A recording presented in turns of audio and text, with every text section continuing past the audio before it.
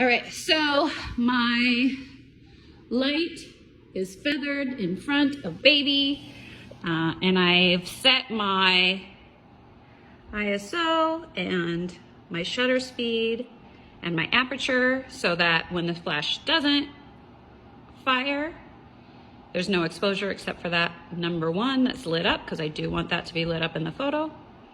And then I just adjust my light. So I adjust the power of my light until it's properly exposed. Every space is gonna be different. So I just recommend playing around with it, right? There's no perfect numbers. There's no numbers that are gonna be the same across the board. So this method works for me. I typically in my studio space keep it pretty similar, but there's not a lot of change, but sometimes I do have to up my shutter speed because I have more ambient light going on. It's super foggy day, middle of winter. There's not much ambient light today. In the evenings when I shoot, I do have to keep my overhead lights on. And so I adjust both my ISO and my shutter speed and obviously aperture accordingly. So anyway, here you go.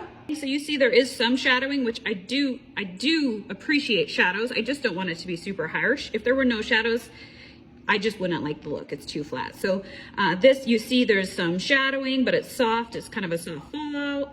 So I'm gonna show you what it would look like if I tipped my strobe towards the baby or the birthday kiddo. So all I did is now I'm turning it at about a 45, and I'll show you what difference that makes for shadows.